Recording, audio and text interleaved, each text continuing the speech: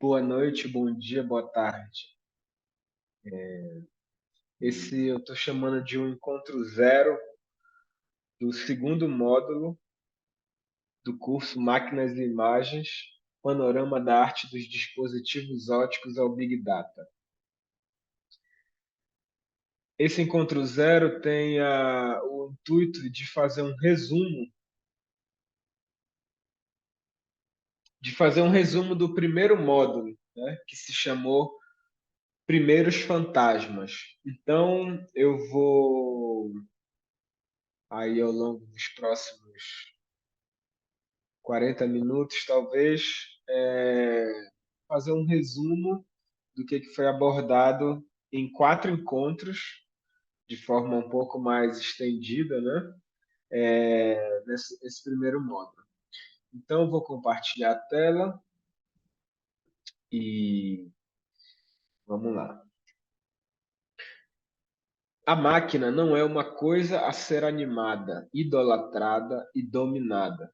A máquina coincide conosco, com nossos processos. Ela é um aspecto de nossa corporificação. Podemos ser responsáveis pelas máquinas.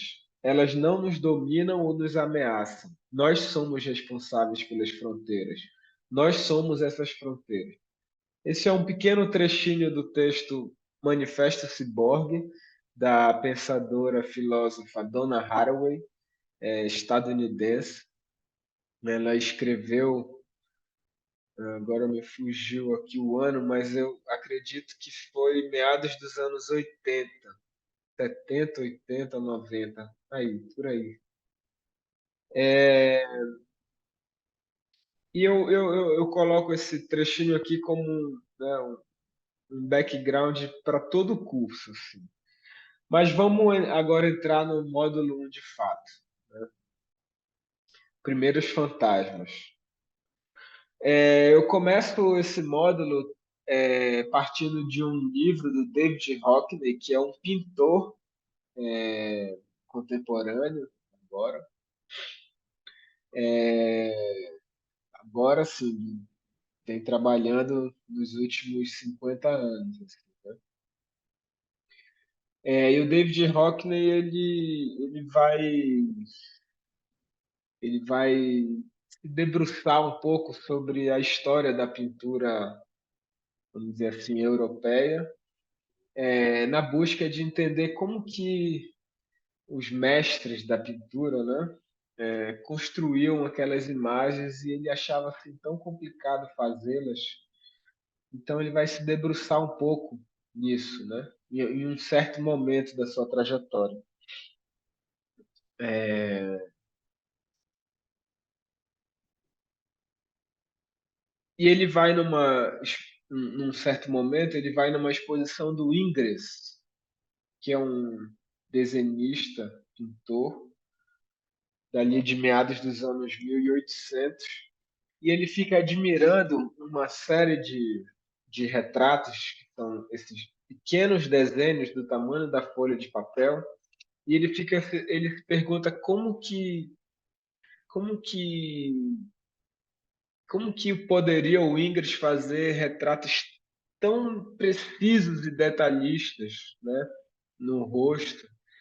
E aí ele meio que se pergunta um pouco isso e vai talvez investigar alguns equipamentos possíveis, né, que já existiam. Então ele chega na câmera lúcida, que é essa ferramenta que pode ser acoplada, onde a gente tem uma projeção dentro do aparelho de visão da pessoa, uma certa imagem ilusória daquilo que a câmera está vendo. Então, basicamente, ele olha por um espelhinho que tem um reflexo e a gente consegue ver a imagem da frente, né, no seu detalhe, mas numa certa ilusão de ótica e é um pouco difícil explicar, assim, né? Mas talvez com essa imagem aqui é preciso sempre fazer esse jogo, né, de olhar para o equipamento, através do equipamento, a projeção, não a projeção, mas a ilusão da imagem no jogo de espelhos se manifestando no, na ilusão do papel. Então ele, ok, ele vai investigar a câmera lúcida e faz esses retratos que são os seguranças da National Gallery nos anos 2000. E a partir disso ele se intriga um pouco com um possível universo que ele está ali talvez tateando, da relação com esses equipamentos óticos na construção da história da pintura a partir do Renascimento, anos 1500 do nosso calendário ocidental, né? Então ele utilizando impressoras, né? Então uma espécie de equipamentos e tecnologias que hoje permitem fazer isso, então utilizando impressoras com alguma qualidade, imagens produzidas e disponíveis na internet com alta qualidade, ele faz o que ele chama de grande mural, que é um mural assim gigantesco, de acho que 26 metros de largura, e vai colando essas imagens, e aí ele, de certa forma, consegue perceber ali um certo momento transitório entre 1400 a 1450, quando as imagens passam a ser extremamente fotográficas, assim, né, na nossa palavra de hoje. Então, ele vai desenvolver ao longo do livro uma série de possíveis teorias e tentativas de comprovação de suas teorias para inferir sobre a utilização de equipamentos óticos na construção dessas imagens que são pinturas, né? Então, de certa forma, isso já, para mim, tem um pouco a ver com o que a dona Haraway fala, né? Desse ciborgue, né? Que, vamos dizer assim, é uma criação que já parte de uma compreensão do corpo humano junto, né? Em conjunto com, com ferramentas, com tecnologias que pouco a pouco vão ganhando o estatuto de máquinas, assim, né? Então, tem um embrião aí. Então, por exemplo, ele posiciona essas duas imagens, uma feita em 1423, que tem uma certa construção visual, um, uma busca por talvez um realismo, e tem essa de 10 anos depois, que é o que a gente chamaria de quase uma fotografia, assim, né? De tão minucioso os detalhes e o volume dos tecidos, né? O aspecto dos tecidos. Então, então ele vai um pouco atrás disso, né? E aí ele começa a perceber em alguns quadros possíveis indícios, né? Como a presença constante ou a presença de espelhos côncavos, né? Então ele começa a adentrar um pouco na tentativa de esboçar ali ideias de como essas pinturas foram produzidas, né? E aí ele mergulha enquanto artista, pesquisador nesses equipamentos, né? Aqui ao lado esquerdo ele está usando tanto uma câmera escura, né? Um espaço escuro e um espelho de fundo que reflete a imagem, né? Do seu modelo que está fora num ambiente super iluminado. Então, de certa forma, já começa um indício dessa relação de claro e escuro, dentro e fora. E aí ele começa a observar que muitas imagens são, é, os modelos são canhotos, estão segurando sempre com o lado esquerdo. E aí ele propõe versões e talvez possibilidades de que se essa imagem fosse invertida, né, ela pareceria talvez mais fiel, assim, um pouco menos estranha. Então ele vai traçando ali algumas teorias, mas ele também vai traçando algumas percepções que eu acho interessante pontuar aqui, com essas duas imagens, né? Então, talvez nessa imagem do lado direito tenha uma certa fieldade um pouco exagerada, assim, né? Uma pose que parece que se sustenta num sorriso quase falso. E ao lado esquerdo, talvez uma existe uma dimensão de uma certa realidade, mas ao mesmo tempo ela tem uma certa fugacidade, né? Um instante que está prestes a se escapar. Então ele vai chamar um pouco a atenção para essa ideia, né, de o uso mínimo da ótica pode produzir efeitos máximos. E talvez pensando em como alguns artistas souberam dosar, né? Não copiar tudo utilizando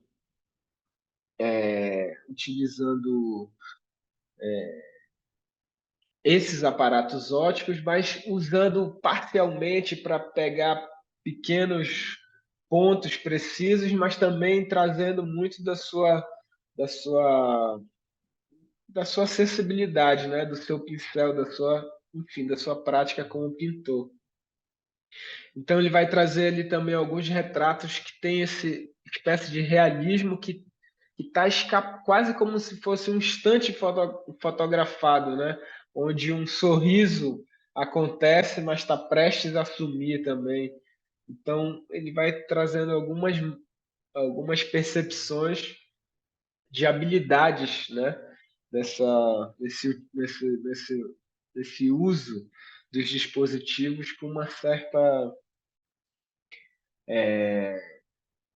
certa dosagem, né?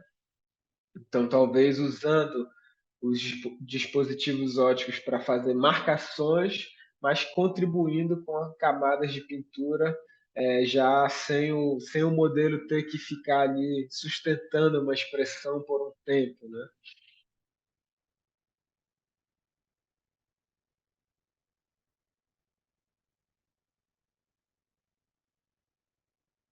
E para fechar aqui o livro, né, são duas páginas desse livro, quando ele abre, que uma imagem é de 1150 e a outra imagem é de 1880, né? E toda uma história no meio de imagens fotográficas, as pinturas que têm um realismo, uma busca pela verossimilhança das coisas muito grande, e depois uma certa ruptura que vai entrar os pintores modernos, né? E talvez a gente pode inferir, usando outro autor posteriormente, se se essa busca dos pintores modernos também não estaria em diálogo com os desenvolvimentos científicos de então.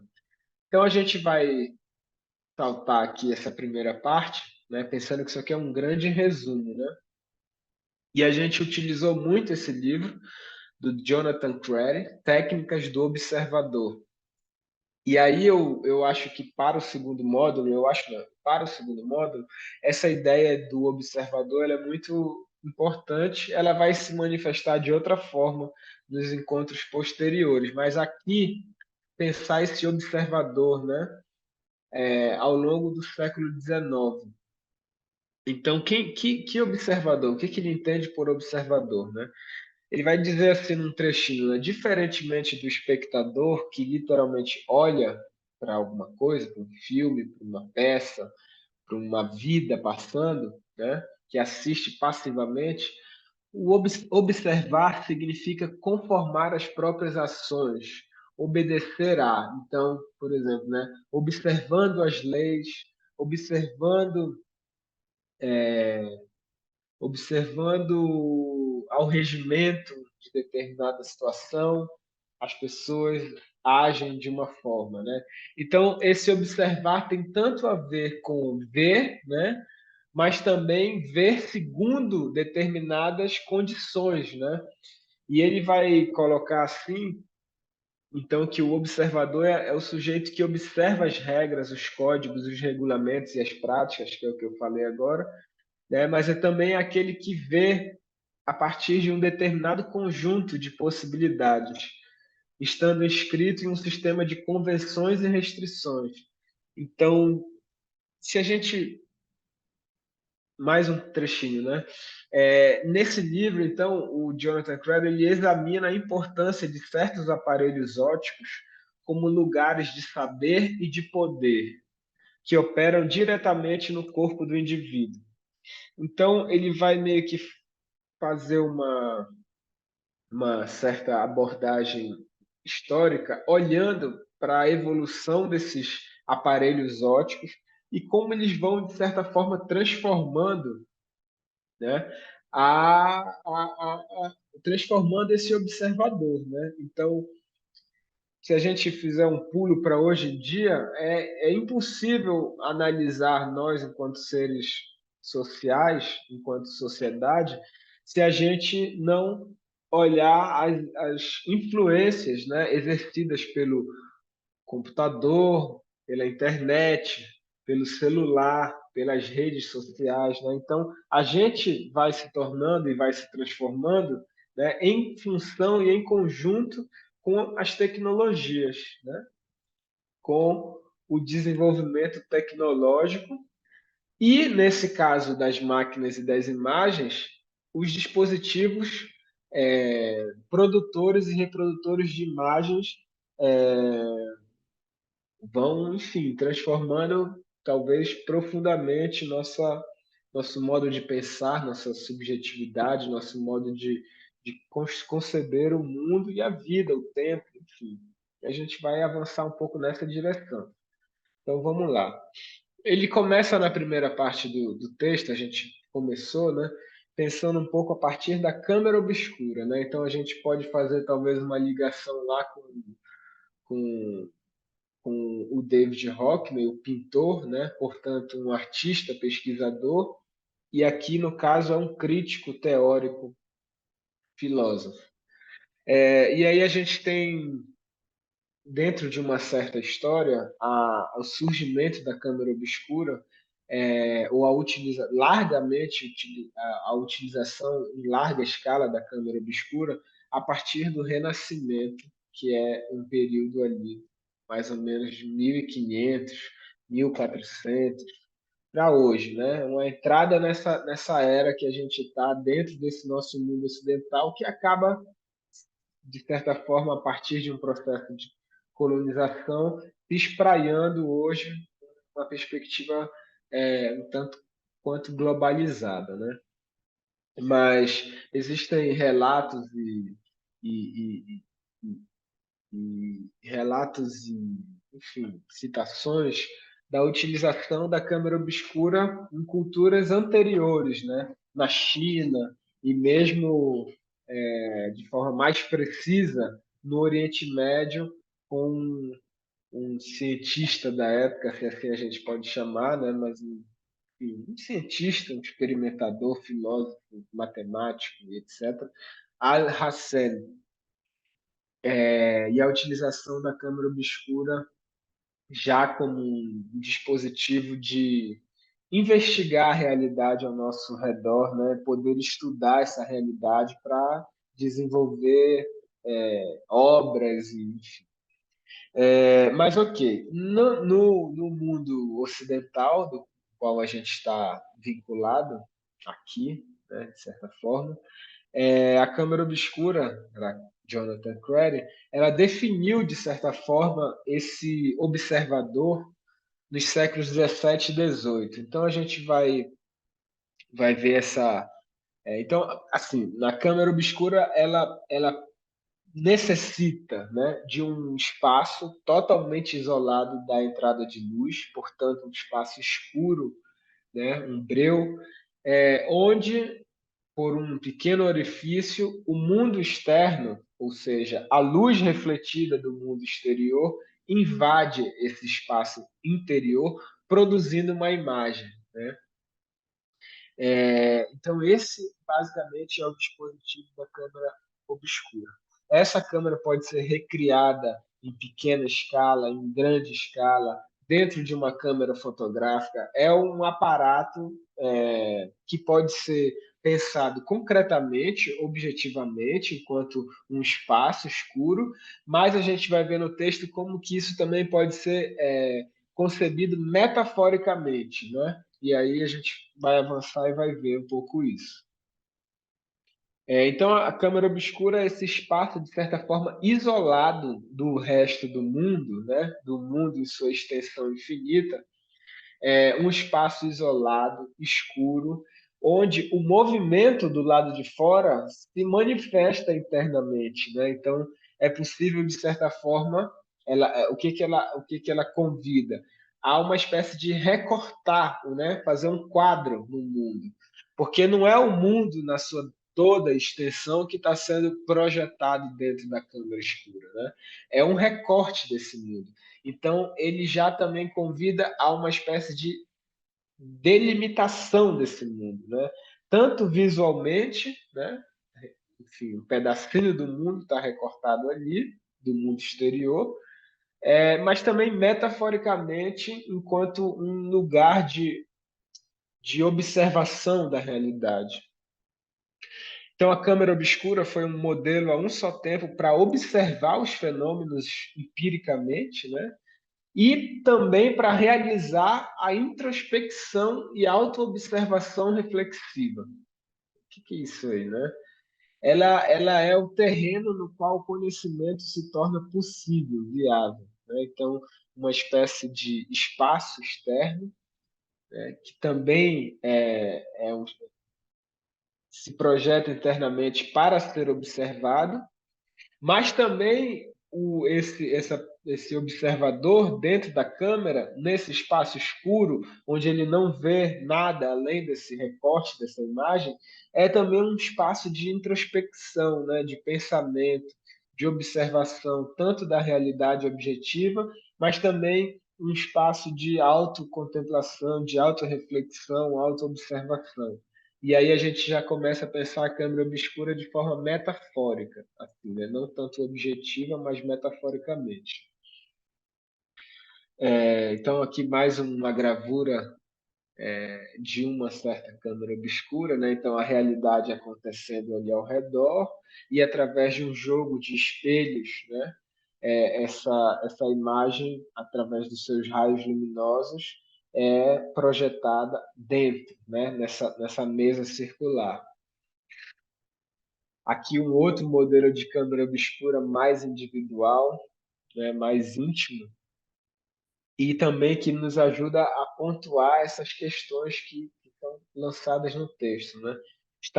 A câmera obscura estabelece um recorte na realidade, né, delimitando, né, num quadro a extensão infinita dessas coisas. Isso tem muito a ver com a ciência, né? Quando a gente está fazendo, se aproximando de uma abordagem científica, seja ela social, seja ela ciência mais, que eu posso dizer, enfim, cientificamente falando, é preciso fazer um recorte, né, do teu objeto. Não está muito amplo, então é preciso analisar um pedaço da coisa. Então, isso já é, de certa forma, uma concepção de uma câmera obscura operando metaforicamente, né? Então é preciso recortar a realidade, é preciso se isolar da realidade, é preciso se fechar num ambiente de introspecção, né? Isso de certa forma vai construindo uma espécie de fazer científico. Então, portanto, ela promove um observador isolado, recluso e autônomo em seus confins obscuros. Impele um tipo de distanciamento do mundo, né? Ela cria um espaço que se separa dessa realidade. Então, ela estabelece um dentro e um fora, né? Um interior e um exterior. Então, isso vai definindo essa metafísica da interioridade, né? Então, quando, por exemplo, um juiz precisa tomar uma decisão, ou quando a gente precisa refletir sobre alguma questão da nossa vida, há um momento de introspecção, há um momento de delimitação de uma certa questão e uma tomada de decisões. Então, aí a gente já está pensando a câmara obscura como essa metáfora, né? Essa metáfora que vai servir para enfim, que de certa forma, na compreensão do Jonathan Crary, vai delimitando um certo tipo de construção ali nos séculos 17 e 18, onde vai se definindo a ciência e uma série de outras disciplinas e campos de estudo, né? E, de certa forma, isso convida a separar o ato de ver e o corpo físico do observador, né? Então, isso descorporificando a visão. Então, isso a gente talvez pode tentar pensar aqui um pouco a partir dessas imagens, que são fotografias reais de uma câmera obscura, e talvez tentando se projetar um pouco nessa experiência, né? Um espaço totalmente escuro, onde um determinado suporte, a realidade que está lá fora, está aqui atuando, se manifestando, se mexendo no seu movimento, na sua vida. Mas eu não vejo o meu corpo. Só existe uma experiência do ato de ver, né? O meu corpo ele vai perdendo um pouco a, ele vai ficando um pouco à parte, né? O que vai ganhando mais relevo, o que vai ganhando mais volume é o ato de ver, o ver o mundo externo projetado dentro desse recorte. Então, né, aqui a gente está num campo talvez um pouco abstrato, assim, né? Essas imagens eu peguei de uma câmera obscura, eu acho que tem na Califórnia ou em Cuba. Tem algumas assim espalhadas, né, pelo mundo. Algumas que são caseiras, então é possível fazer uma câmera obscura no seu próprio quarto, isolando, né, a entrada de luz, tentando construir um breu e fazendo um furinho por onde a luz refletida lá de fora possa entrar. Newton, né, também, por exemplo, colocou um prisma na frente desse buraquinho, dentro de um espaço escuro, e começou a investigar a luz, né? E ele começa a entender que a luz ela se divide, né? Aquele álbum do Pink Floyd, o feixe de luz passando por esse prisma gera uma gama de cores, né? Como o arco-íris. Então, a partir também desse espaço escuro isolado, objetivamente e metaforicamente, a ciência passa a construir o seu conhecimento, né? Essa nossa ciência moderna. No livro ele também vai trazer essas duas pinturas, uma é o astrônomo e a outra é o geógrafo.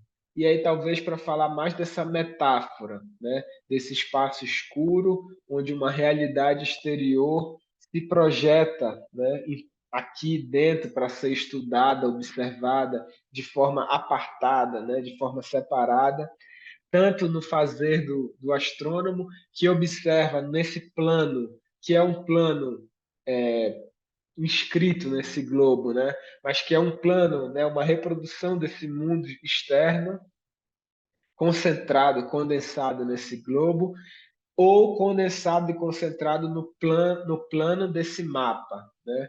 Então, há também essa dimensão do plano, onde esse mundo, seja pela luz, ou seja pela construção visual, o mundo externo se sintetiza, né? Se reorganiza, se recorta, se define aqui, nesse plano, seja nesse plano do papel, de um mapa, né? De um mapa de uma determinada região, de um mapa topográfico, de um mapa,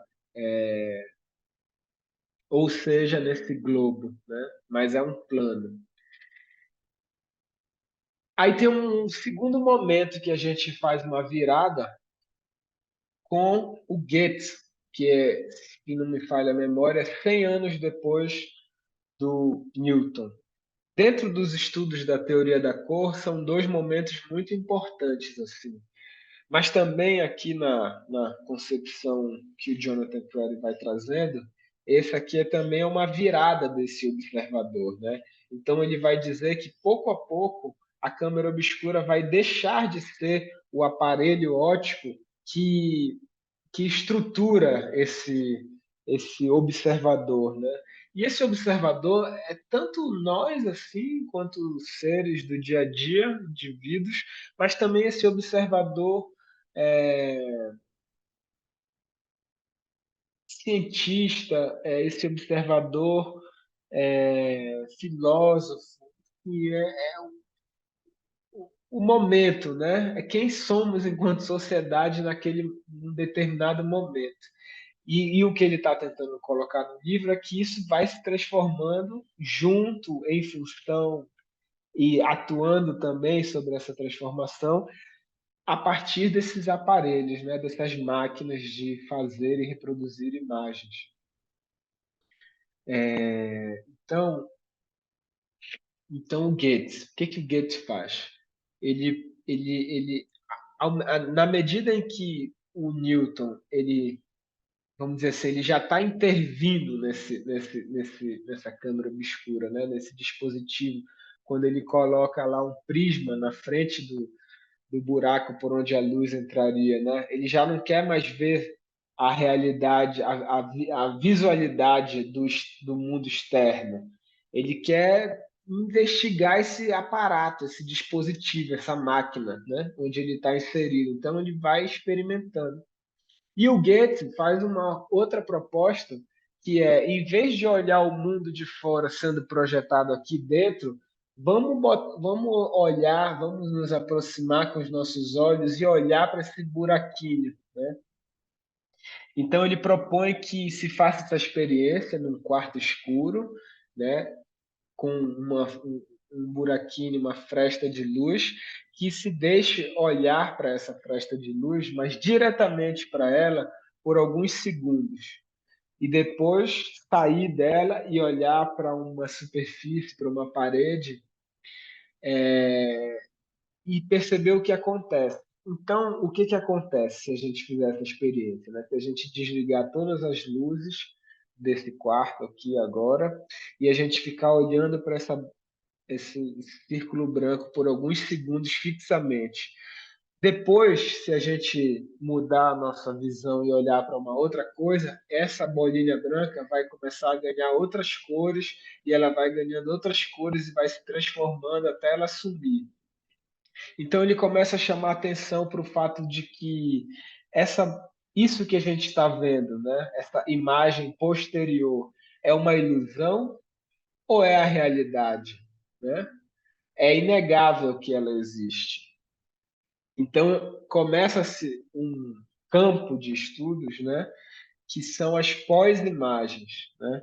São essas imagens que perduram, né, na duração da nossa experiência de ver, entre uma coisa e outra, né? Então, ele começa a falar de um tempo, né? Aí entra uma questão de filosofia também, de pensar a dimensão do tempo.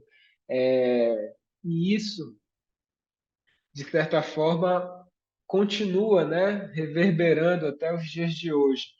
Então, eu trouxe esse trabalho do Alfred Jarr, chamado Shadows, que foi exibido aqui no Brasil, em São Paulo, em 2021, eu acho, 20.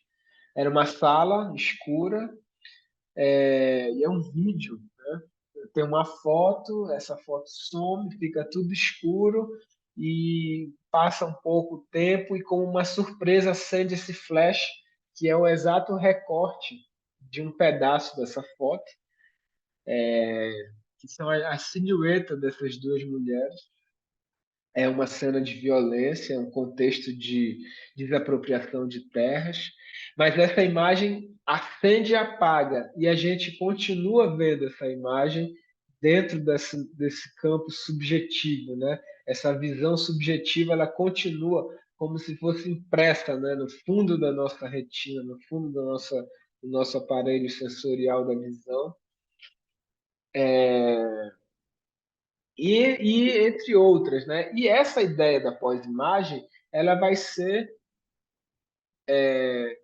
o gatilho para a gente chegar a uma ideia de construção de imagem em movimento, que é o tema do nosso segundo módulo.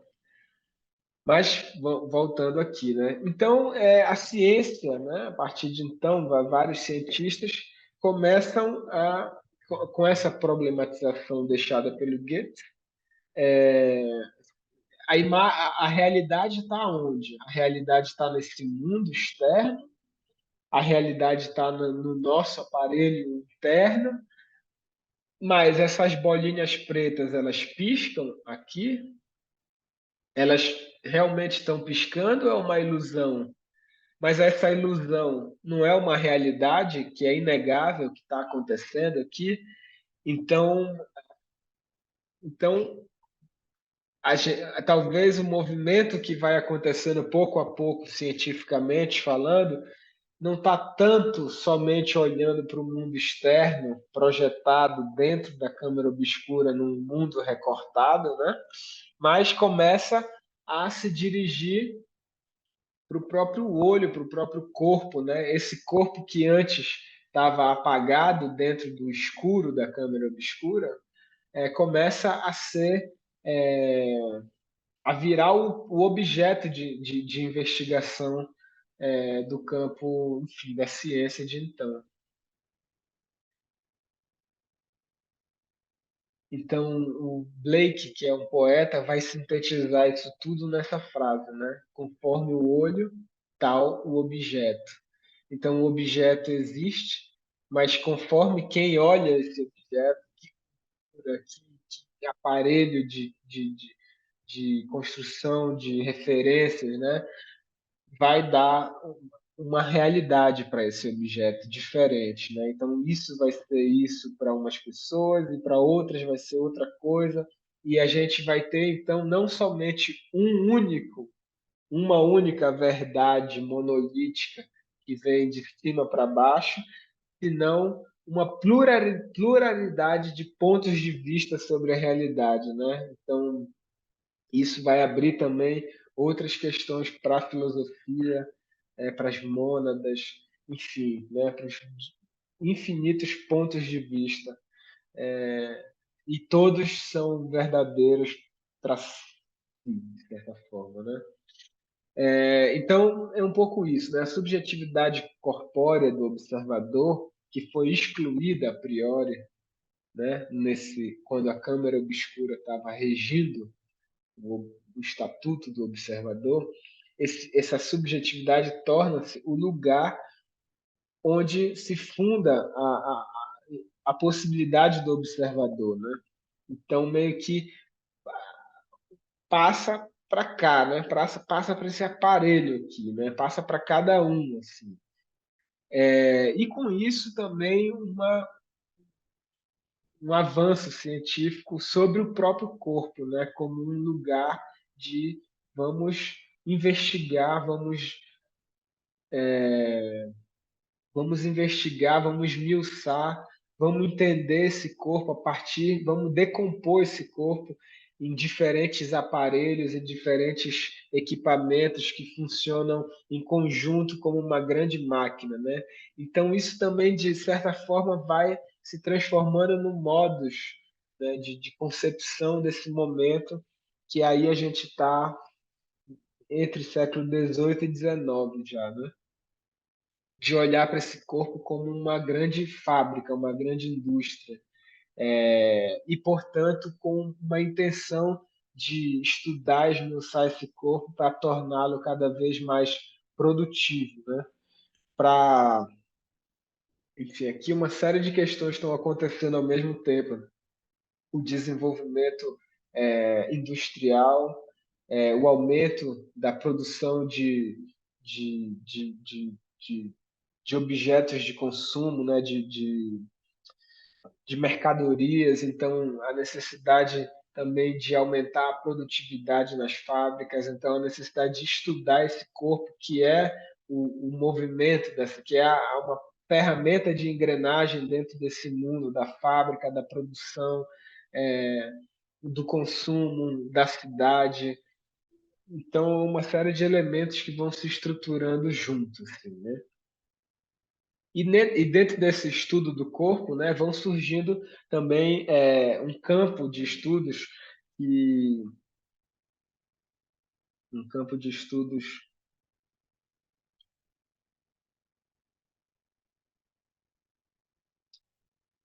me fugiu a palavra. Um campo de estudos sobre o próprio corpo, né? O próprio corpo humano, e uma diversidade de aparelhos e equipamentos com o intuito de produzir imagens, né? Produzir, enfim, possibilidades de análise da vida, né? Da pulsação, do movimento, do batimento cardíaco, da intensidade, da relação de é, intensidades e sensações, e o que é que certa intensidade produz enquanto sensação, se cada sensação está destinada a que tipo de lugar, enfim, do cérebro, e sensações luminosas produzem reações, e sensações sonoras, e sensações olfativas. Então, uma série de investigações sobre o próprio corpo e sobre como esse corpo reage, como ele pode ser estimulado, como ele pode ser estimulado para produzir mais, para consumir mais. Então, abre aí um campo que nos traz até hoje, né? Esses equipamentos aqui que eu estou mostrando, o sismógrafo, foram desenvolvidos por uma pessoa que é fundamental aqui nesse momento, que é o Jules Marey, é um cientista, me fugiu essa palavra, um cientista francês, que está dentro desse campo de estudos sobre o corpo, né? E ele desenvolve essa técnica, né? Que um traço o, reproduz ou faz leituras do movimento da própria vida sem a interferência do homem, né? Numa relação de captação, transmissão e recepção, né? Então, captar o movimento do corpo, do ser humano, do sapo, de todos, enfim, uma coleção de animais, conseguir transferir, né, transmitir essa pulsação e que um equipamento possa produzir uma imagem disso, né, que possa ser analisada, que possa ser estudada, e, portanto, que a ciência possa desenvolver aí em cima disso, né? E junto com isso, é, uma, junto, né, nesse processo, a gente tem uma série de brinquedos e equipamentos que vão surgindo, né, que vão, de certa forma, também moldando esse observador, né? A gente tem o movimento do trem nas cidades, então a gente tem essa relação da roda girando, né? E a gente tem essa percepção da roda girando quando começa a misturar um pouco as linhas, e a gente começa a ver uma outra imagem, né? Então isso também tem a ver com essa pós-imagem. É uma imagem que paralisada é uma coisa, mas quando começa a girar numa determinada velocidade, a gente percebe ilusoriamente esse movimento acontecendo, né? Então, uma série de brinquedinhos como penacitoscópio e, enfim, eu não vou falar os nomes porque eu sempre me confundo. Mas uma série de brinquedos óticos vão surgindo e vão moldando esse outro observador, né? Que passa a se tornar pouco a pouco um consumidor de ilusões, né? De imagens ilusórias e movimentos. E isso para mim tem muito a ver com o mundo nosso de hoje, né? Mudou o brinquedo, né? Mas a relação com as imagens, a relação com o movimento, a relação com essas ilusões em movimento, vão nos conquistando e, de certa forma, vão se apropriando do nosso tempo, né? E vão nos moldando também, né?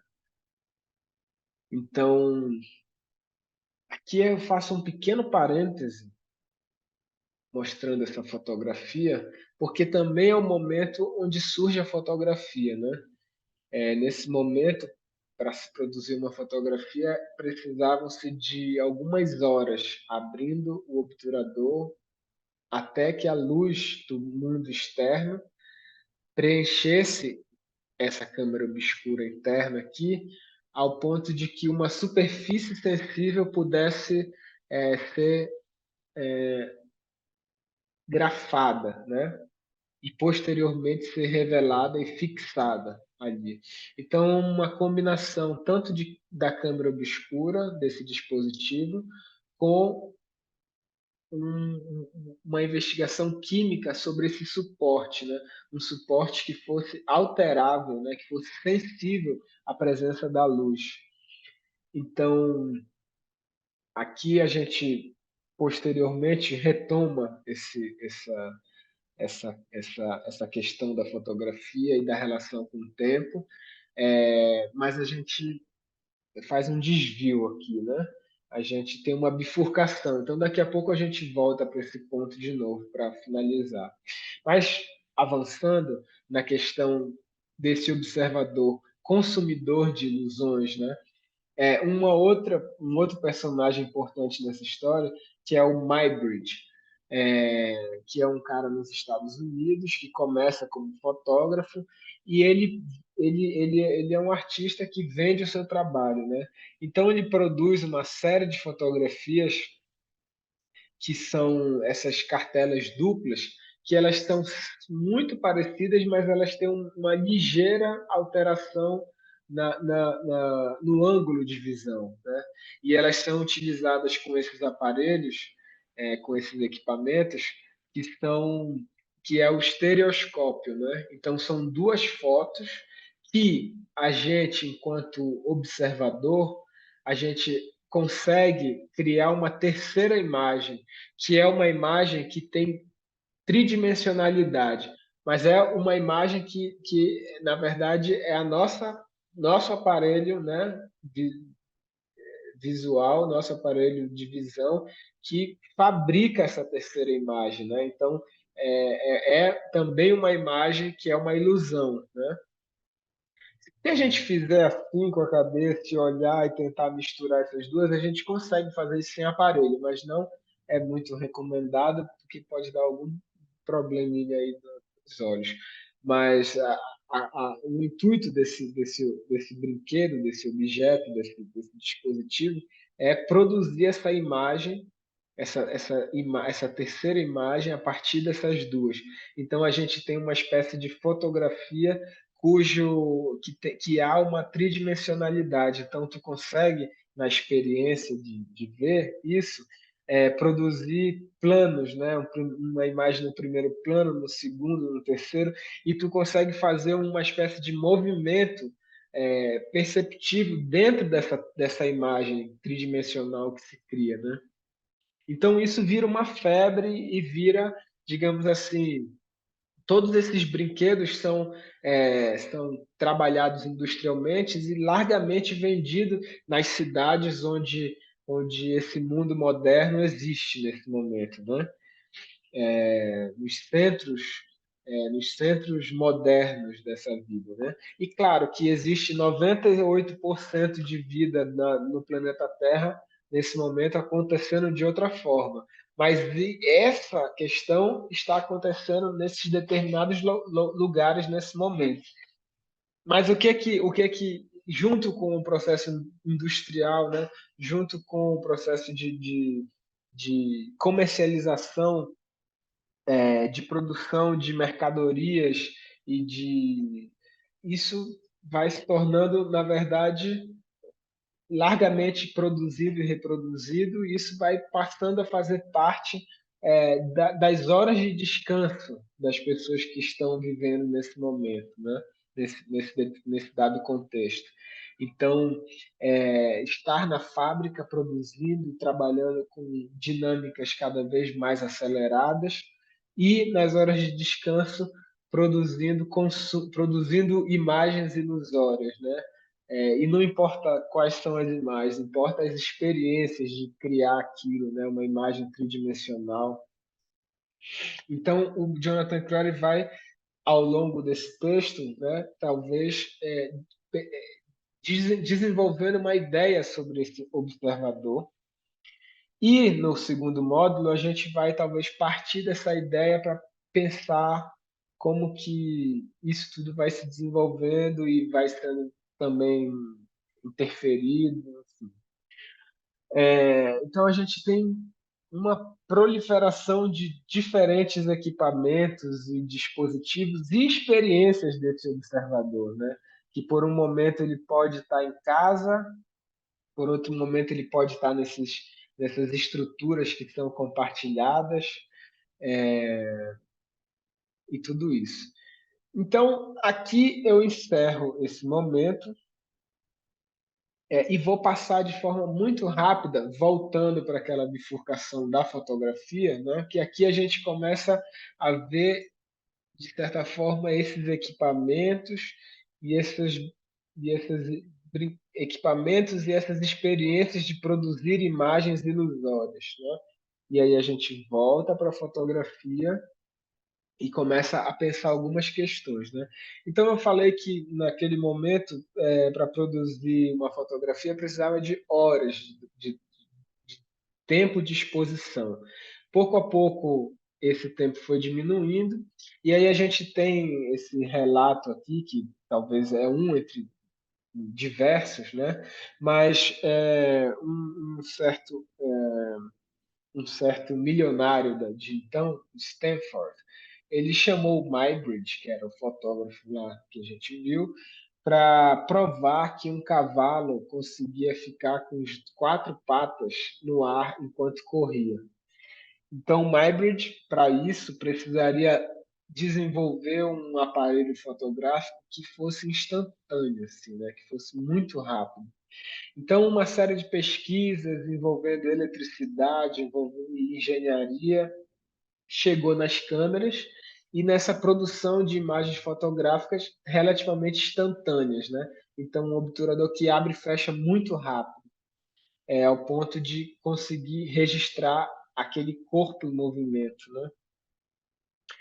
E assim ele consegue, então aqui são 24 câmeras, uma do lado da outra, dessa, desse, dessa estrutura aí no lado direito, né? Tem ali os númerozinhos, e um cavalo vai passar aqui por esse corredor onde tem linhas. E na medida que ele esbarra numa linha, aciona a câmera que, por um sistema elétrico, dispara. Então, na medida que ele vai passando pelas linhas, as câmeras, né, vão disparando. E aí ele começa a produzir uma diversidade de imagens, o investidor vai colocando mais recursos. E isso que eu estou resumindo aqui é um trabalho de uma parte da vida, assim, né? Alguns bons 20 anos, assim, porque entre idas e vindas e várias histórias, ele vai produzindo, na verdade, uma grande coleção de movimentos, né, que a gente não conseguia antes disso perceber, né, como se mexiam os animais, como era o movimento do próprio corpo humano. Então ele vai produzindo uma série de estudos, né, do movimento, do trabalho, movimentos desimportantes, né, de certa forma desinteressados de uma análise realmente científica do movimento. Então esse é o Muybridge. E ele vai desenvolvendo, na verdade, também uma forma de tentar, ele começa a tentar animar essas imagens, né? Então ele produz esse zoopraxiscópio e ele, de novo, né, ali o disco, né, então esse elemento circular, e ele, na verdade, usou praxiscópio, então é um equipamento talvez fundante assim, porque ele tem tanto dois, duas, duas operações maquínicas, né? A projeção da luz, né? E, ao mesmo tempo, o motor que gira as imagens. Tem essa outra pessoa que eu acho muito interessante, que fez uma produção de diferentes fotos da passagem de Vênus sobre o Sol. É um fenômeno, um eclipse muito importante naquele momento, e países industrializados, né, os países da Revolução Industrial, investiam para suas seus grupos de cientistas e militares e tudo, tentarem produzir imagens, né, dessa passagem do astro, né, como um fenômeno importante para a astronomia daquele momento, e grupos diferentes vão para diferentes lugares do globo terrestre, onde possivelmente seria melhor as observações dessa passagem. E o Jules Janssen produz uma espécie de um canhão que faz fotos, né? Consegue produzir fotografias desse momento. Essa montagem, né, que simula um vídeo, é uma montagem posteriormente feita, né? E o que ele produziu foram as fotografias. Só que isso tudo vai abrindo é, ideias, né? Possibilidades. Então, o Julius Murray, que é o cientista que produzia, que tentava produzir, que produzia imagens que estudavam os movimentos do corpo, os batimentos, as pulsações, os movimentos ínfimos e grandes movimentos, né? Queria também, de certa forma, estudar duas coisas, né? O movimento das aves, o voo, e o movimento dos cavalos, né? Porque também tinha uma questão de um investimento institucional do governo, né? Através das universidades, mas também com finalidades de conseguir estruturar melhor o seu exército, né? Portanto, estudando tanto o corpo, os impactos, mas os animais, né? O cavalo, a força, como funciona isso, e, de certa forma, as aves nessa perspectiva do voo, né? Do céu. Então, isso também abriu campos de estudo posteriormente para a aviação, enfim. Então, o Murray aprendeu as técnicas com o Jules Janssen, que fez o canhão, e ele fez essa espécie de, não sei como é que eu posso dizer, metralhadora, isso aí, essa arma fotográfica, né? Então, já essa relação também entre guerra, entre, né, armas e produção de imagens técnicas. Bom, e com isso ele foi ganhando recursos, ele criou também uma espécie de, de estrutura de investigação, que era um grande espaço, né, com animais, e que estava próximo também do espaço militar. Então, diferentemente do Muybridge, que reconstruía esse movimento usando várias câmeras, ele conseguiu produzir, né, uma câmera que dentro de uma única superfície, uma única chapa, ele conseguia produzir diferentes fotografias, né, diferentes disparos de um dado movimento, mas numa única imagem. Então, meio que também trazendo para o campo do visível aquilo que era invisível, né, aos olhos, assim, né, decompondo esse movimento. E eu acho que é bem isso, né, tornando visível o que era invisível até então.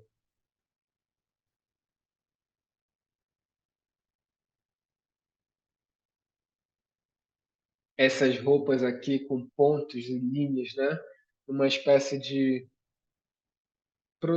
tentar eliminar o que não era útil para os seus fins científicos e tentar uma síntese, né? Uma síntese desse movimento, né? O que era importante ali. Então, aqui esses equipamentos muito próximos desse fazer científico. E anos mais tarde ele se aposenta e talvez comece a produzir imagens um tanto quanto desinteressadas de uma abordagem científica.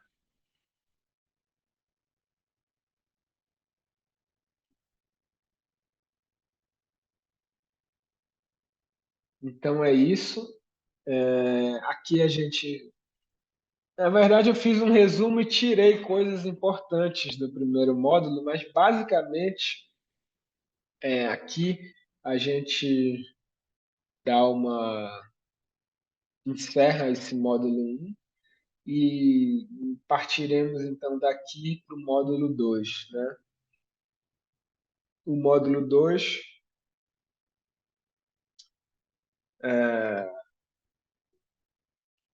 o módulo 2 nomeado de Pensar o Filme, do cinema às artes visuais.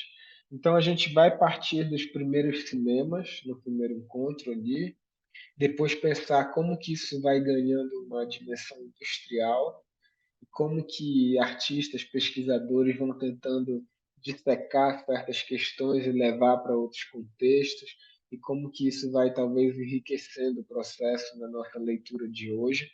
E a intenção é olhar um pouco para esse processo histórico, tentando, de certa forma, compreender ou nos alimentar, né, para as nossas práticas de hoje, uma vez que estamos lidando com esses equipamentos, e a tentativa é olhar para eles, como é que eles foram, que desvios, né, que bifurcações, que possibilidades podem talvez existir aí nesses deslocamentos, né? Tanto materiais quanto de pensamento. Então, a gente vai ter, posteriormente a essa questão talvez industrial, assim, a gente vai ter alguns pensamentos que olham um olhar mais contemporâneo para isso, e a gente vai ver obras de artistas que vão, vamos dizer assim, mergulhar em cada elemento desse que vai se desenvolvendo. Os encontros são quartas e sábados, quartas à noite, de 7 às 9, e sábados de 10 a meio-dia, nas próximas 2 semanas. Né? Então, começa agora quarta-feira, sábado, quarta e sábado. Os valores são esses dois, de acordo com o bolso de cada pessoa, e aquelas pessoas que estão numa condição com uma renda, enfim, com uma renda precarizada, pode entrar em contato comigo se quiser participar e achar que é importante, fazer uma sugestão de valor, seja possível. Então é isso, eu agradeço e desejo a vocês. Deixa eu só interromper aqui o compartilhamento. Desejo vocês de agora e talvez daqui adiante, que possam ver isso posteriormente, uma boa noite, uma boa tarde, um bom momento presente. E é isso, obrigado e um beijo.